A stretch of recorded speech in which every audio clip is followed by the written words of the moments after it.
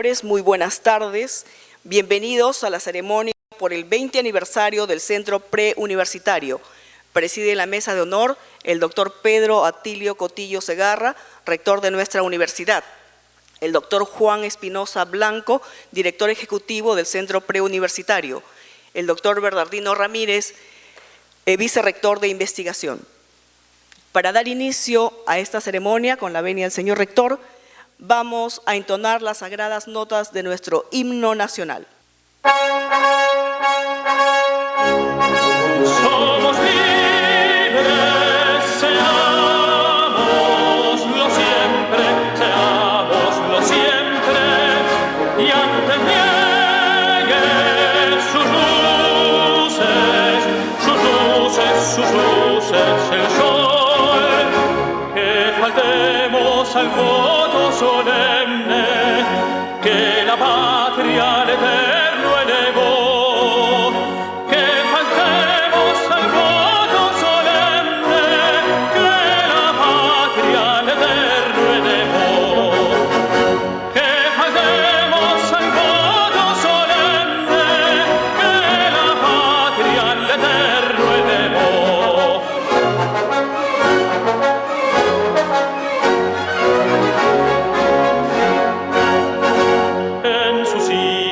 Los Andes sostengan la bandera o pendón bicolor, que a los siglos anuncie el esfuerzo, que ser libres, que ser libres, que ser libres por siempre nos dio.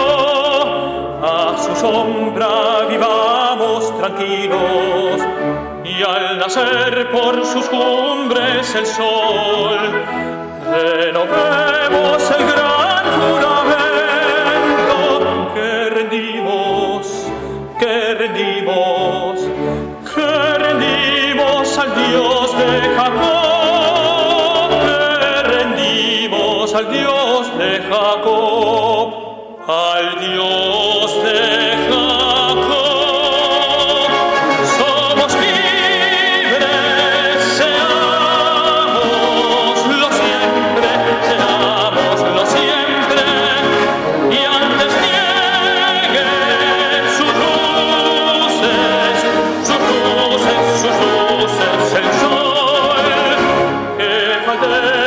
Al voto solemne, que la patria al eterno elevó, que faltemos al voto solemne, que la patria al eterno elevó, que faltemos al voto solemne, que la patria al eterno elevó.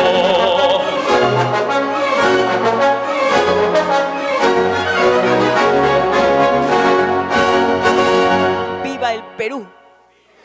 Tomen asiento, por favor.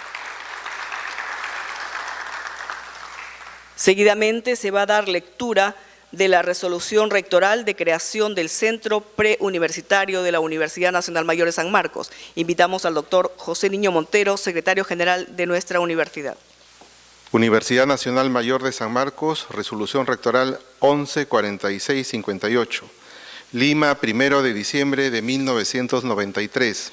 El rector de la Universidad Nacional Mayor de San Marcos, mediante memorándum 119, rectorado 93, dispone que se expida la resolución rectoral que aprueba las normas de funcionamiento académico para el ciclo extraordinario diciembre 1993 a marzo de 1994 del Centro Preuniversitario de la Universidad Nacional Mayor de San Marcos, considerando que habiendo cumplido el directorio del Centro Preuniversitario de la Universidad Nacional Mayor de San Marcos con elevar al vicerrectorado académico las normas de funcionamiento académico para el periodo extraordinario del precitado centro y estando lo acordado se resuelve. Aprobar las normas de funcionamiento académico para el ciclo extraordinario diciembre 1993 a marzo de 1994 del Centro Preuniversitario y que en Fojas 4 forman parte de la presente resolución rectoral. Regístrese, comuníquese, publíquese y archívese, firmado Francisco Piscoy Hermosa, rector accidental interino de la Universidad Nacional Mayor de San Marcos. Señor Rector, esta es la resolución que se acaba de dar lectura que autoriza el funcionamiento del Centro Preuniversitario hace 20 años. Permiso.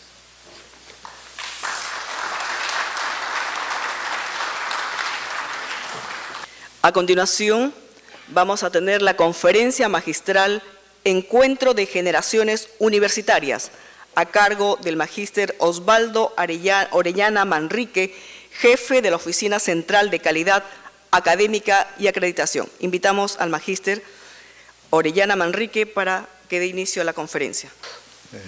Señor doctor Pedro Cotillo, rector de la universidad, doctor Bernardino Ramírez, vicerrector de investigación, doctor Espinosa, director del Centro Preuniversitario, público en general, buenas tardes. Voy a tener el honor de hacer una exposición bastante breve sobre las generaciones universitarias sanmarquinas que se han presentado a lo largo de los últimos 100 años. El tema da para mucho tiempo, pero vamos a hacer una síntesis por las razones que nos convocan, particularmente en este 20 aniversario del Centro Preuniversitario. El tema de la juventud siempre ha sido preocupación de investigadores, de poetas, de filósofos, de educadores en general. Y el tema generacional fue interés particular de un filósofo español, Ortega y Gasset, que tuvo muchos contrapuntos, muchas controversias cuando lo planteó de esa manera, en un momento en el cual las teorías sociales señalaban que los cambios se daban fundamentalmente por el enfrentamiento a las clases sociales, por la lucha de clases, y Ortega y Gasset se atrevió a sustentar que los cambios sociales se daban por el impacto que las generaciones tenían en la historia. Ahora hay un nuevo tema que se está debatiendo en el mundo, que se sostiene que los cambios sociales se dan por el desarrollo de la tecnología, que el impacto de la tecnología, particularmente informática, es la que va a producir los cambios o el destino de la humanidad. Hay inclusive un texto que corresponde a Manuel Castel, que es tipificado como el texto más importante que se haya publicado después del Capital de Carlos Marx. Es el más leído y el más debatido en los ambientes universitarios y en el mundo en general, que sustenta esa tesis. Él fue uno de los creadores del concepto de la sociedad de la información, posteriormente la sociedad del conocimiento, y ahora, hace 3 años, que sostiene la sociedad de las redes sociales. Entonces, estamos dentro del tema, ¿no? Y vamos a ver qué cosa sucedía en San Marcos, en el Perú, sobre este tema juvenil, ¿no? Pasamos a la siguiente. Ortega y Gasset señala que una generación configura las inquietudes de la juventud en un periodo histórico determinado. La generación se tipifica por el grupo etario de edad entre 15 y 25 años. Ahora se ha modificado y se tipifica las generaciones por décadas, que es el concepto que más o menos está orientado en el mundo. Es bien difícil, es muy difícil ahora tipificar una generación, porque hay un conjunto de generaciones en el mundo que configuran el comportamiento de los jóvenes, ¿no? Y si estamos en la universidad, teníamos que tener, digamos, una concepción sobre cómo abordar este tema. En la página de la OCA, nosotros hace más o menos unos 6 meses, estamos poniendo todas las investigaciones actuales que hay sobre este tema, sobre las generaciones, e invitamos a todos los jefes de la OCA y de otras universidades que nos consultan permanentemente allí a la página sobre cuál sería la tipificación de los jóvenes en este momento. Lo que nos llama la atención es que todas las investigaciones que se publican acá en el Perú, ¿no? y en toda América, son investigaciones financiadas o que tienen mucho énfasis en el tema empresarial, ¿no? Y esto por un interés muy genuino de los empresarios porque es una población cautiva para el consumo, ¿no? Entonces el consumismo, se convierte en una categoría para poder interesar cómo reaccionarían los jóvenes frente al mercado, ¿no? Y más bien los docentes universitarios hemos descuidado ese tema, ¿no? Hemos descuidado el tema de indagar sobre cuáles son las manifestaciones, cuáles son los intereses, cuáles son el futuro de las generaciones. No sé si en el mejor o el peor de los casos se enfatiza en el éxito, ¿no? Y es un tema que los jóvenes tengan éxito, ¿no? Y hay varios sanmarquinos, a propósito de este ranking que hace América Economía.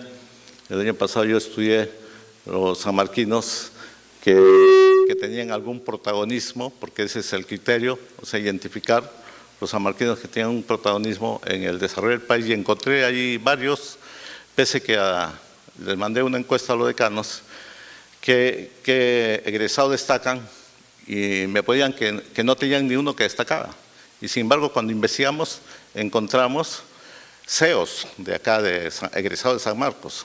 CEOs son tipificados como los líderes empresariales, ¿no? Tanto acá en el Perú como en América Latina. Y encontramos unos CEOs que inclusive encontramos que en la Facultad de Química hay un egresado que había sido tipificado como el mejor CEO de América Latina, ¿no? Particularmente de la fábrica Pacasmayo, ¿no? que se dio acá en San Marcos, ¿no? Y era el mejor de América Latina.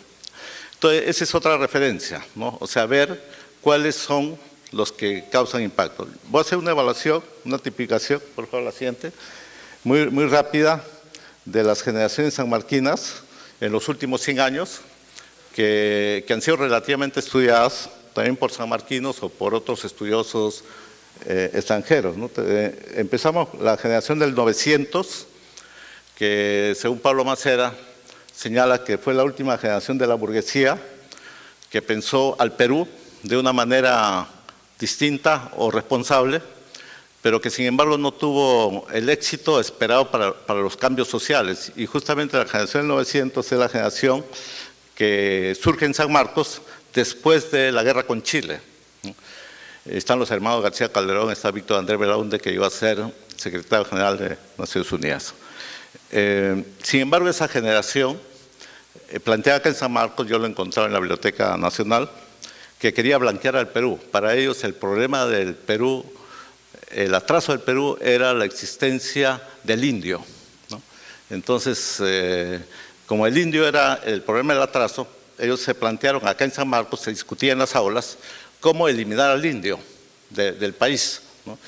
Y entonces es bastante duro, porque inclusive yo he encontrado volantes que se repartían acá en San Marcos y se decía, haz patria, mata a un indio, ¿no? O sea, como consigna, ¿no? Entonces, esta generación fue, digamos, tipificada como hispanista, ¿no? Que se quería blanquear, y surge una generación inmediatamente como respuesta que se llamó la generación indigenista. Pero la generación indigenista no eran indios, eran mestizos o blancos que defendían a los indios frente a la generación hispanista. Y de la Universidad del Cusco y Puno surge otra generación que son los indianistas, que son los verdaderos indios, ¿no? Es decir, no nos defiendan los indigenistas a los indios. 20 años fue ese debate entre los jóvenes para buscar siempre un desarrollo del país, y surge una nueva generación que es la generación del centenario. La generación del centenario que tuvo bastante fuerza, no solamente acá en San Marcos, sino en las distintas universidades, tuvo una gran influencia de dos ideólogos importantes en la historia del Perú, que configuraron un posterior desarrollo político, que es José Carlos Mariátegui y Víctor Raúl Ayala-Torre.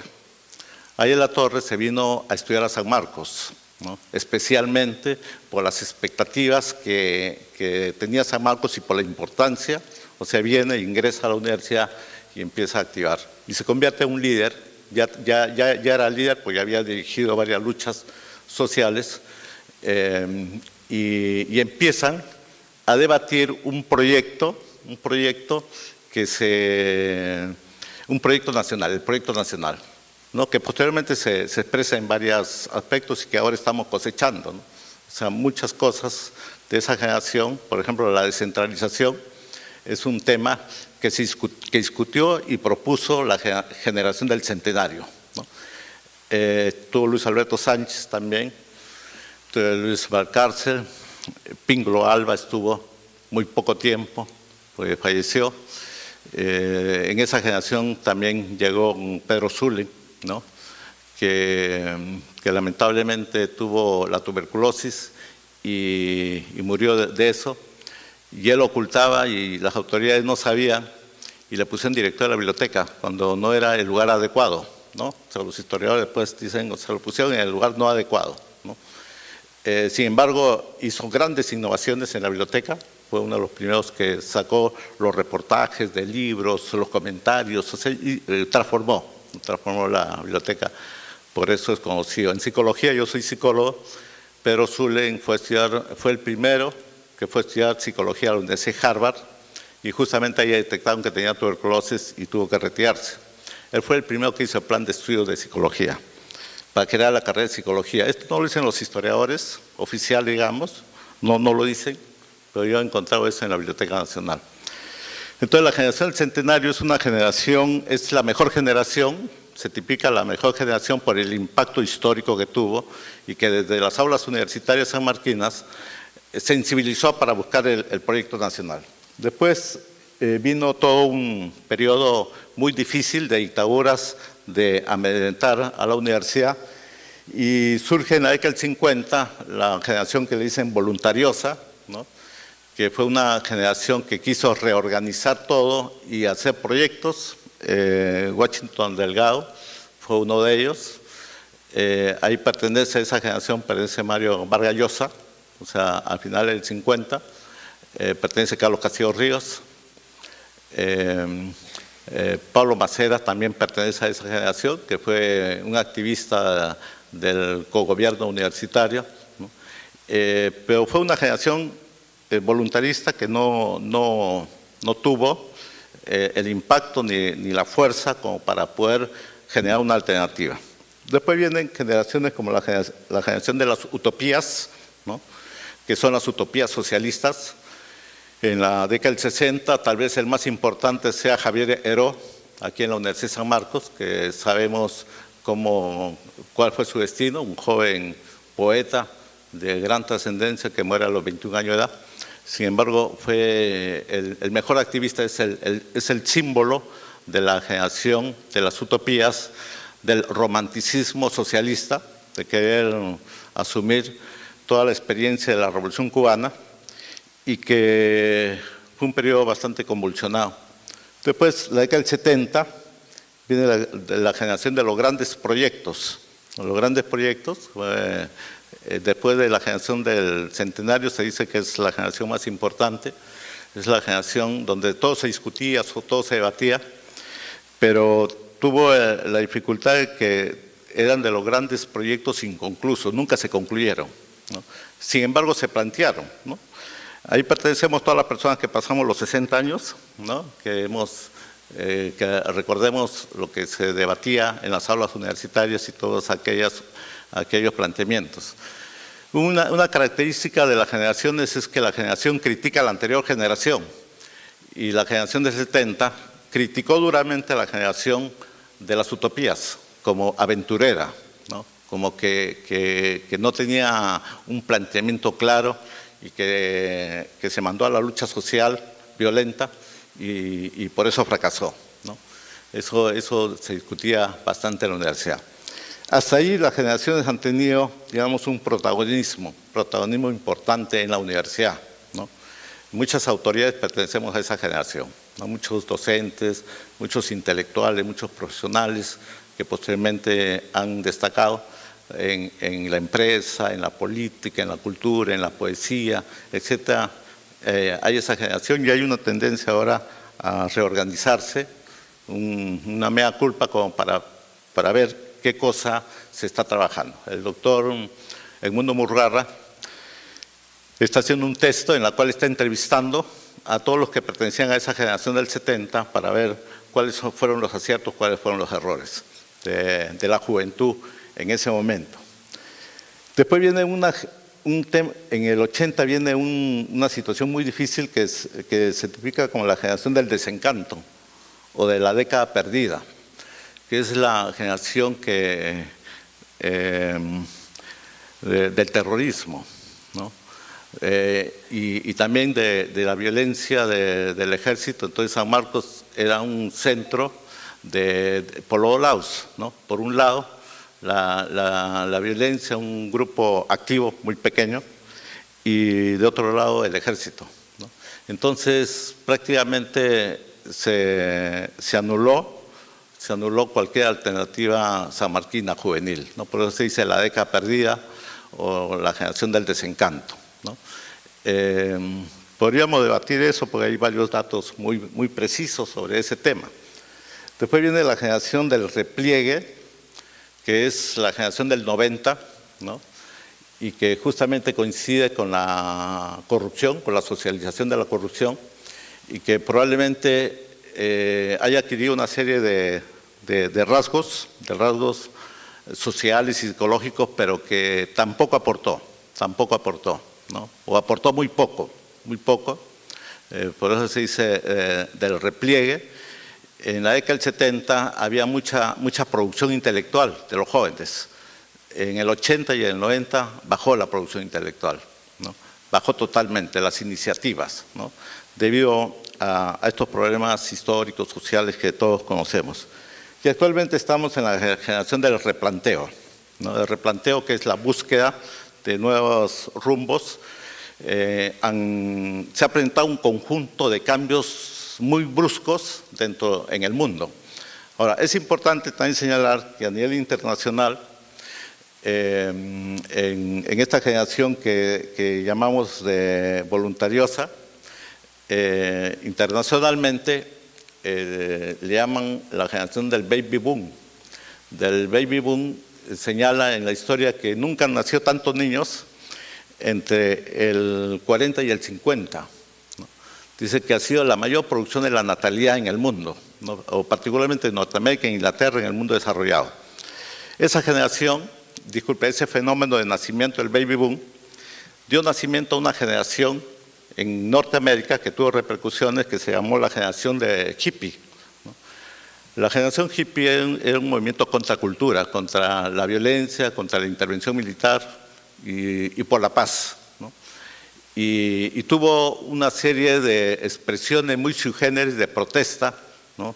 Que impactaron en el mundo, que estaban contra todo lo establecido. Esa generación de los hippies tuvo sus hijos, así como nosotros somos de la generación 70, y nuestros hijos son de la generación del repliegue, ¿no? De repliegue, o de la década perdida, son nuestros hijos, ¿no? Porque decimos, el encuentro de generaciones es, en nuestro caso, nosotros como docentes pertenecemos a una generación, cómo entender a las nuevas generaciones. Entonces, el baby boom, sus hijos fueron lo que se conoce con el nombre de la generación yuppie. La generación yuppie es la generación opuesta al hippismo, ¿no? O sea, los hijos de los hippies, ¿no? Y fue una generación intelectual, o sea, fue una generación formalizada, que se formalizó, ¿no? Y que empezó a tener otros horizontes, principalmente para el éxito económico, para la informática, la inteligencia financiera, ¿no? Actualmente, del 90, hay varias generaciones, y eso justamente es lo que yo he puesto en la página de la OCA. Es la generación Y, la generación Z, es la generación digital, ¿no? La generación Y es la generación consumista, ¿no?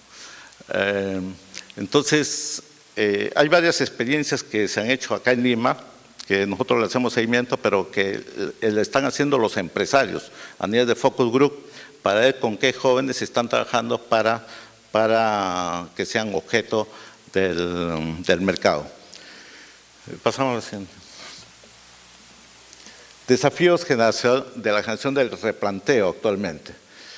Tenemos 4 aspectos que tienen que estar conectadas las generaciones. Hay un primer aspecto que se llama el shock del futuro, ¿no?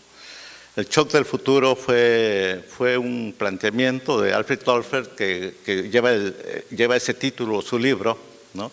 Y entonces dice que fue escrito en el 70, dice, en 20 años las nuevas generaciones van a desadaptarse del desarrollo social y van a quedar desconcertados de los temas que se estén planteando o no van a tener la capacidad para actuar, ¿no? Entonces la realidad lo va a sorprender. Entonces la generación tiene que sorprender a la realidad, tiene que prepararse, ¿no? Entonces el show del futuro sería toda una conferencia porque hay un conjunto de fenómenos que se presentan a los jóvenes en este momento. En este momento, sobre todo de desadaptación y de creación de nuevos ambientes de desarrollo personal. Después viene la tecnología informática que está creciendo enormemente y que también sería un conflicto generacional porque los que pertenecemos a las anteriores generaciones no entendemos adecuadamente este tema tecnológico. Las nuevas generaciones sí lo entienden. Pero hay un tema importante que lo discutimos en algunos ambientes internacionales, yo pertenezco a algunos ambientes internacionales, y se está creando el nuevo test de inteligencia en la Universidad Autónoma de Barcelona, y entonces un grupo de estudiosos del talento humano señalan que los niños que han nacido en este milenio, o sea que tienen 13 años, tienen el doble de la inteligencia de Leonardo da Vinci. Leonardo da Vinci ha sido el genio más importante en la historia de la humanidad, el más completo. Entonces dice, tiene el doble de la inteligencia, ¿no? Y entonces la universidad, ¿cómo va a afrontar esto? ¿No? Y entonces vendría el tema del desarrollo del talento, ¿no? Los genios más importantes del mundo en la actualidad, que están entre 20 y 30 años, no son producto de la universidad. Más bien, vienen a la universidad, o sea, y se retiran. Los norteamericanos están discutiendo esto en un libro, en un informe que se llama La universidad a la bancarrota, ¿no? La universidad en el mundo. Porque dicen que a partir de Bill Gates fue el primer irreverente contra la universidad. O sea, él entró a la Universidad de Harvard y después pidió a su padre retirarlo, porque no aprendía nada en la universidad, ¿no? Si a lo que me enseñan los profesores yo ya lo sé, ¿no? Estoy perdiendo el tiempo, ¿no? La biografía de Jobs también es parecida, también se retiró de la universidad. Schultz también se retiró. El creador de las redes sociales también se retiró, ¿no? Y son los millonarios del mundo, ¿no? O sea, porque el aspecto cognitivo se convierte en un capital. Entonces, ¿cómo plantear la generación de replanteo este tema del desarrollo del talento, ¿no? Y sobre todo, cómo abordarlo en la universidad? Es un tema que tenemos que plantear, tenemos que debatir los profesores o la institución. La ciudadanía, la ética y el liderazgo es otro tema que hay que replantearse. O sea, siempre de la universidad salieron los líderes. El presidente de la Federación Universitaria de San Marcos era el futuro presidente del Senado, acá en el Perú. Por eso era importante quién era el presidente de la FUS, cuando existía FUS. El presidente de la Federación de Estudiantes del Perú era el futuro líder del país. Y eso se ha cumplido hasta el doctor Max Hernández, ¿no? La vez pasada yo me encontré de casualidad y estuvimos conversando, ¿no? Y que 10 años él ha dirigido el Acuerdo Nacional. Él fue el presidente de la Federación Universitaria de San Marcos y presidente de la Federación de Estudiantes del Perú. Aquí en la universidad fue uno de los más importantes. Y él es el creador de las 34 políticas de Estado que ya han pasado 3 gobiernos. Entonces yo le he dicho, te voy a invitar a San Marcos. Sí, me dice, con todo gusto, para discutir estas cosas. Sobre todo me interesa tu experiencia juvenil cuando eras dirigente y ahora cuando ya has dirigido el Acuerdo Nacional en las 34 políticas, pues durante 10 años los sanmarquinos han dirigido el Acuerdo Nacional. Recién el actual presidente de la República el año pasado los ha cambiado por egresado de la Católica, de la Universidad Católica, pero durante 10 años han estado bajo la orientación del doctor Max Hernández, ¿no? Entonces, ese es el liderazgo, esa es la ciudadanía y la ética, ¿no? La ética es el compromiso ético que siempre hemos presentado. Pasamos a la siguiente. Hazle un clic, hazle un clic. El afrontamiento generacional, digamos, de esta generación del replanteo, tiene que dar respuesta a los cambios sociales acelerados, que si tomamos la tesis de Manuel Castel, que señala que los cambios están dados por la tecnología y no por la lucha de clases, ni tampoco por el protagonismo generacional, tenemos que tener un debate. Este es un debate que se da en las principales universidades del mundo, no es un debate de acá. En cualquier universidad entramos y es un tema de compromiso generacional. La participación paradigmática, ¿no? Reconociendo los paradigmas que están hegemonizando. Desde Thomas Kuhn, que en 1962 publicó un texto que se llamó La estructura de las revoluciones científicas, desde ese momento la vigencia de un paradigma está dado por la comunidad científica. Antes nunca se había introducido ese criterio. ¿Qué significa esto? Significa que la comunidad científica reconoce la vigencia de un paradigma, ¿no? O sea, le da validez, ¿no? Entonces, ese es en todas las disciplinas y en todas las estructuras. Entonces, ¿cómo damos respuesta?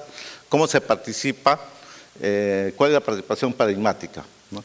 El compromiso ético que ya les he dicho, que está dado sobre todo el aseguramiento del planeta, todas las previsiones que hay que dar, que la nueva generación va a afrontar, y la ética de no hacer daño al planeta, nosotros como generación, para garantizar lo que acá se dice, el desarrollo humano sostenible, que es otro tema, y la responsabilidad social, que es un tema nuevo, digamos, entre comillas, porque es la lucha por la justicia social desde la universidad, ¿no? Por la lucha por las oportunidades, ¿no? y el pronunciamiento que permanentemente tenemos que dar las universidades. Entonces, aquí sería el encuentro generacional. Las anteriores generaciones, que generalmente somos la generación del 70, la generación del 80, ¿no? que fue tan golpeada, ¿no? O sea, ¿cómo podemos entablar una comunicación, ¿no? Nosotros hemos presentado un proyecto para hacer un foro con los estudiantes permanente, porque hay en la generación del replanteo, cuando no hay alternativas, responden con el resentimiento y con la destrucción. Entonces, hay un grupo activo, minoritario, muy minoritario, pero como es un grupo autoritario, se impone, ¿no? Se impone, y entonces el resentimiento empieza a orientar o a desplazar las otras iniciativas. La única forma de afrontar eso es el diálogo, el foro.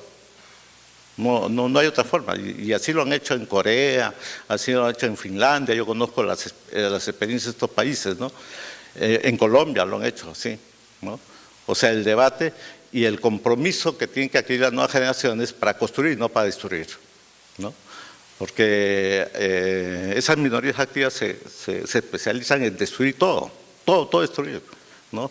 Yo recuerdo cuando el doctor Picoya sacó el ranking de las universidades en Perú y San Marcos salía en primer lugar, ese grupo empezó a destruir, que esa era mentira, que San Marcos no estaba en primer lugar, ni podía estar en segundo.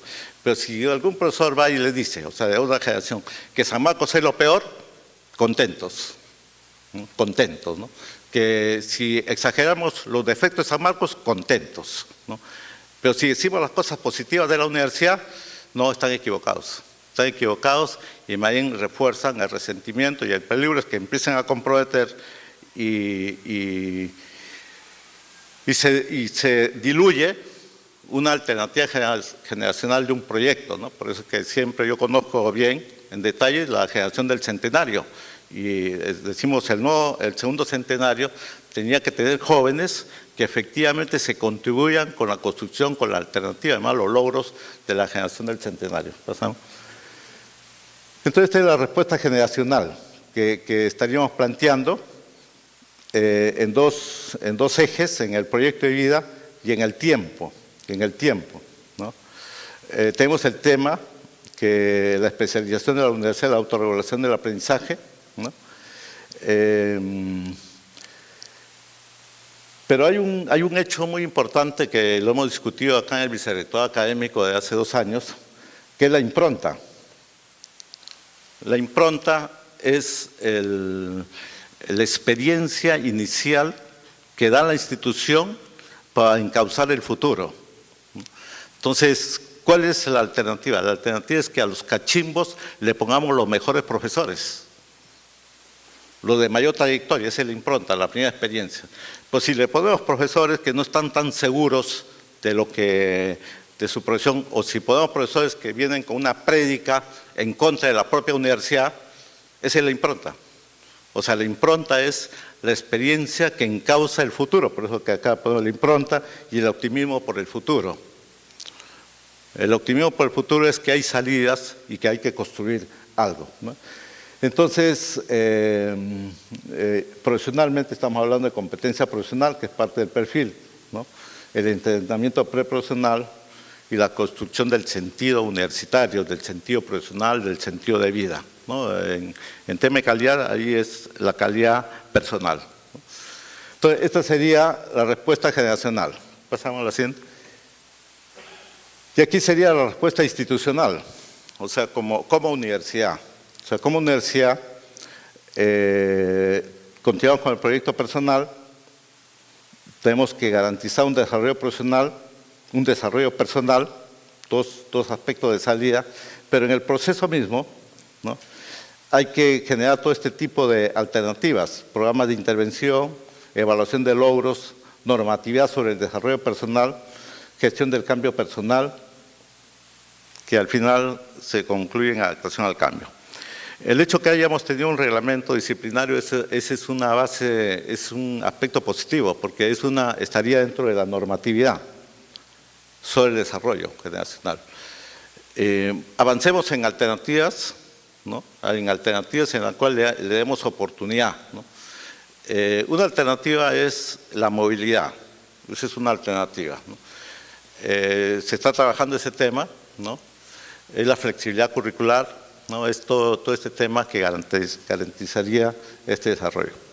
Bueno, eso es todo lo que quería comentarle. Por razón de tiempo, no creo que cubierto el tiempo que se me ha señalado. Muchas gracias. A continuación, escucharemos las palabras del doctor Juan Antonio Espinosa Blanco, director ejecutivo del Centro Preuniversitario de la Universidad. Muy buenas tardes. Excelentísimo señor rector de la universidad, señor vicerrector de investigaciones, por ahí vi a la vicerrectora académica, bienvenida, señores decanos, señores autoridades del Centro Preuniversitario. Para nosotros, sobre todo los exdirectores, no obedecieron a un tiempo que ya pasó, sino están siempre con nosotros porque han dejado huella de un trabajo que realizar y por eso es que los menciono y les agradezco. Profesores, colegas, amigos, cuando uno tiene la responsabilidad, como esta mañana, de hacer un balance, yo creo que el balance podría tener algunas expresiones. Yo considero que esta mañana es para ser agradecidos. Yo considero que esta mañana es para honrar. Hace muchos años, un grupo de decanos de una generación que el doctor Orellana lo denomina como de grandes proyectos, y ahora puedo entender mejor, porque era un grupo de decanos que tenía muchas inquietudes y que realizó muchas de las cosas en la universidad. Y una de las grandes cosas que hoy nos convoca es la creación del Centro Preuniversitario. Por eso, en nombre del Centro Preuniversitario, quisiera honrar a los que crearon el Centro Preuniversitario. Quisiera mencionar a los decanos de aquella época, no todos, el ingeniero Jaime Luyo, Carlos Ponce, Carlos Quispe,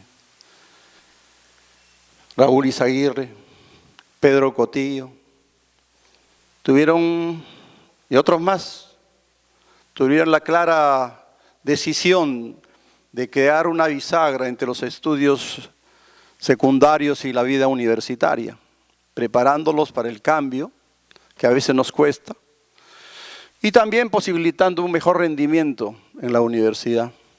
Y cómo no, también para generar ingresos para los profesores.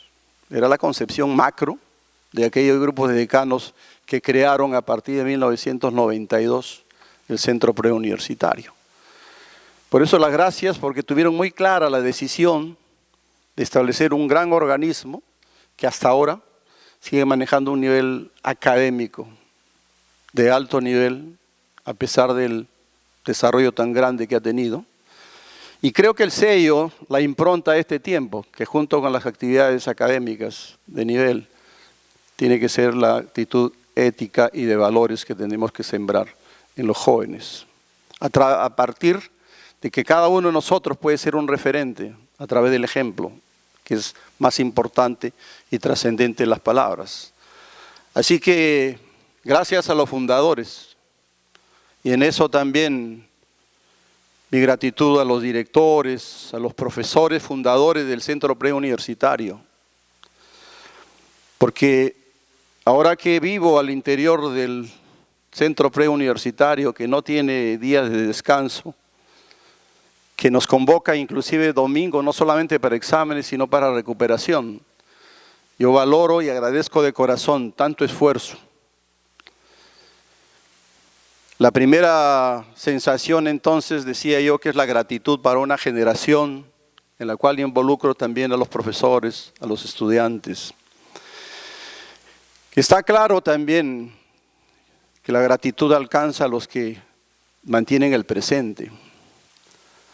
Porque a pesar de que hemos desarrollado tantos locales, veo que van de San Juan del Lurigancho hasta Zapayal o de Ate a Santa Beatriz. Y créanme que cuando conversamos a nivel del directorio, nosotros estamos sumamente identificados con el esfuerzo, con la dedicación de los profesores. Así que una inquietud permanente será ser grato con ellos. Una inquietud permanente será reconocerles los méritos y los esfuerzos, la dedicación y la enorme preparación que cada uno de ustedes tiene para poder sembrar el servicio auténtico en procura de una sociedad, de unos jóvenes mejor preparados para ingresar a la mejor universidad, a nuestra primera universidad, la Universidad de San Marcos. Así que hay que ser grato con el pasado, hay que ser grato con el presente, pero también nos tenemos la responsabilidad, señores autoridades, de sembrar en el futuro. Es factible, es posible, sobre la base de lo que sembraron los mayores, los que nos antecedieron en el trabajo, y ahora nos toca la responsabilidad no solamente de dar el cariz académico, ético, valores, sino también hacer realidad las tecnologías de este tiempo. Por eso el mayor esfuerzo adicional de este tiempo es tener todas las tecnologías que permitan la mayor integración a través de la web, a través de un aula virtual, que yo creo que es el gran mecanismo para que la universidad, a través de su centro preuniversitario, tenga la dimensión nacional. Y cuando tengamos el aula virtual, evaluaciones a nivel de todo el país, podemos convocar a los mejores hijos de este país para que vengan a su gran Universidad de San Marcos. Pero también hay que ser grato en este último tiempo, en agradecer a las autoridades. Valoro el esfuerzo, la dedicación, porque los veo temprano y hasta en la noche. Algún sábado nos encontramos. También me visitan algún sábado y les agradezco. Y también quiero, para terminar, en ustedes graficar la gratitud del Centro Preuniversitario, porque gracias al esfuerzo de las autoridades de este tiempo, vamos a poder hacer realidad el sueño de muchas directiva del Centro Preuniversitario. A continuación pasaremos a instalar la primera piedra de un local que será convocado al proceso administrativo correspondiente a partir de enero, y tenemos la certeza que podemos estar construyendo en abril. Así que, queridos exdirectivos, lo que ustedes sembraron con muchas dificultades, tal vez de ahorro, en oportunidades anteriores, hoy se hace realidad gracias al esfuerzo de las autoridades de este tiempo, a quienes honro, agradezco, al igual que cada uno de ustedes por haberme permitido escucharme y fundamentalmente por haber compartido este tiempo, que es un tiempo de unidad, que es un tiempo de transparencia, porque el centro preuniversitario nuestro se ha caracterizado también por haber convocado a la integración de todos los sanmarquinos. Son pocas las oportunidades en las cuales realmente nos integramos a través de la actividad académica. Uno es el examen de admisión y otro es el centro preuniversitario. Así que somos realmente una familia integrada. Tenemos que hacer los esfuerzos porque la unidad y esa familiaridad permanezca en el tiempo y crezca mucho más para que podamos ser dignos de una gran universidad como las que nos da la posibilidad de servir. Muy amable. Gracias.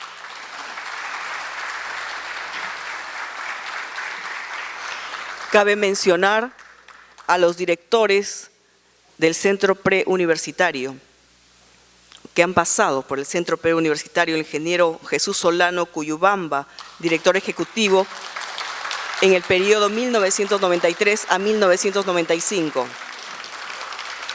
Al ingeniero Leonis Silva Rojas, director general, periodo 1995. Al doctor Darío Chávez de Paz, director ejecutivo en el periodo 1995 al 2000. Al ingeniero Dagoberto Sánchez Mantilla, lamentablemente ya no está con nosotros, él falleció. Fue director en el periodo del 2000 al 2001. A la magíster Inés Miriam Gárate Camacho, directora ejecutiva del 2001 al 2004. Al químico Neftalí Ale Borja, director ejecutivo en el 2004 al 2006.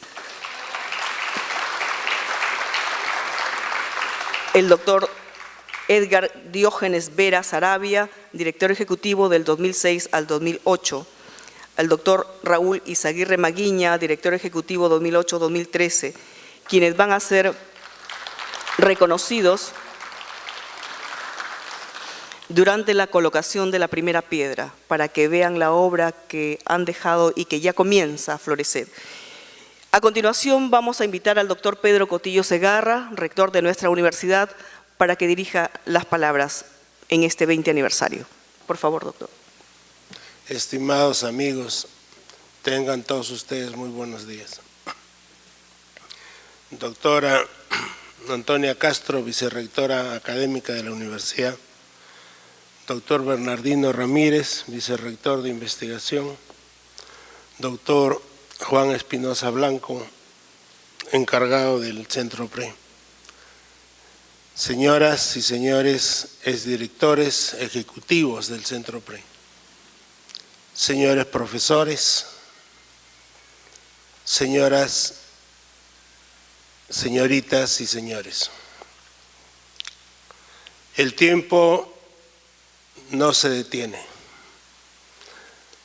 Hemos escuchado que ya el día de hoy estamos conmemorando 20 años desde que una generación que hoy día ha sido denominada por el doctor Orellana como la de los grandes proyectos, asumió el reto de crear un centro de preparación para los estudiantes que querían ingresar a San Marcos.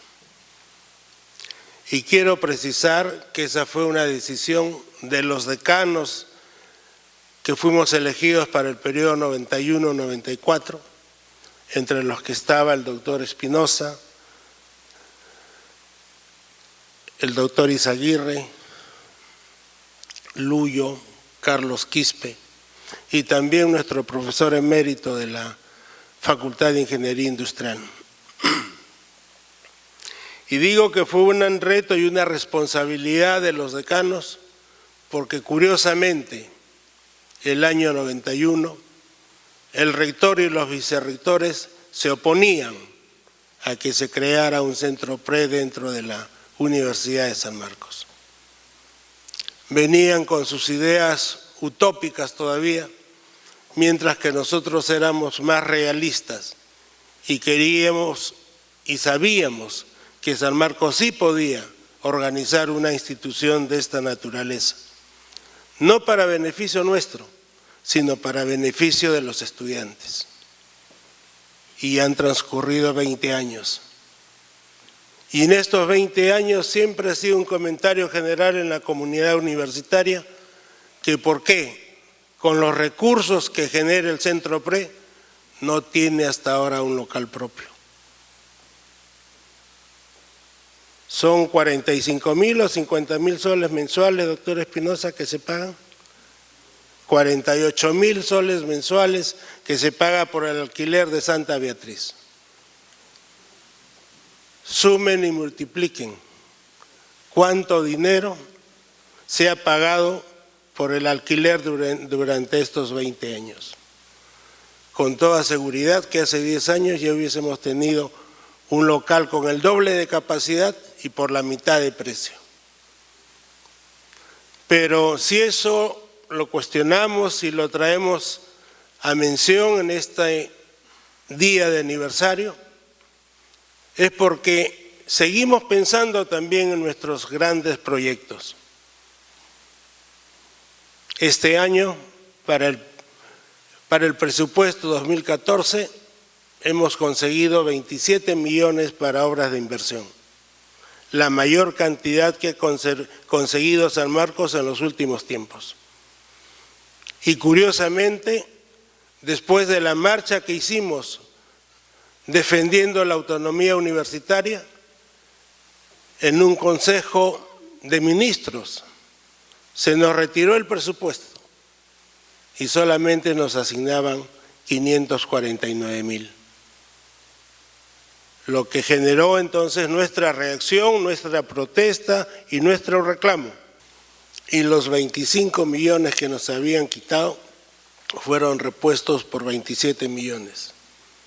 Ganamos 2 millones más por haber salido a los medios. Y es prioridad entre los proyectos la construcción del Centro PRE. Es prioridad entre los proyectos la construcción del local para la Oficina Central de Admisión, otra entidad que también genera recursos, pero que su ambiente actual ya ha sido declarado no habitable por las responsabilidades de turno.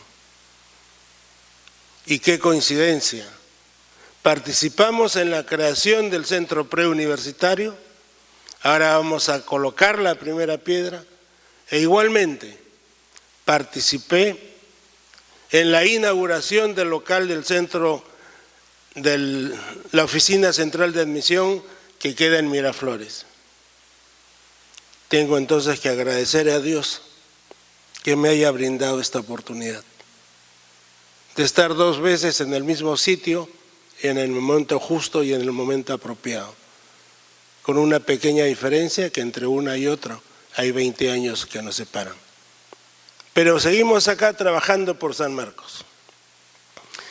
Y yo quiero agradecerles a ustedes el apoyo permanente y consistente que han dado durante todo este tiempo a la universidad.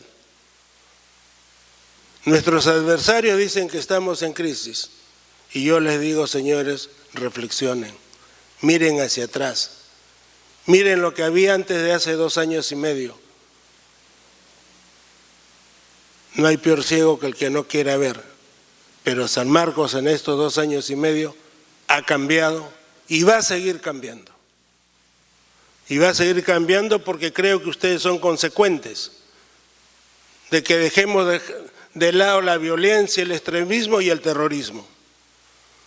Porque ustedes son consecuentes que tenemos que dedicarnos a la investigación. Ustedes son consecuentes que este país, para seguir creciendo y desarrollándose, necesita innovación tecnológica. Y eso, ustedes son capaces de hacerlo. Por eso es que San Marcos acaba de ganar el mayor número de proyectos de investigación en este último concurso de FINCIT. Y por eso San Marcos ha sido premiada por Indecopi y reconocida por Concitet. Y eso, señores, hay que rescatarlo y hay que decirlo con voz fuerte, que se reconozca lo que somos los sanmarquinos. Esta ceremonia entonces que vamos a tener el día de hoy nos hace recordar 20 años atrás, pero también nos proyecta al futuro. Y ahora sí, permítanme alzar la voz para con orgullo decir, ¡viva San Marcos! Gracias.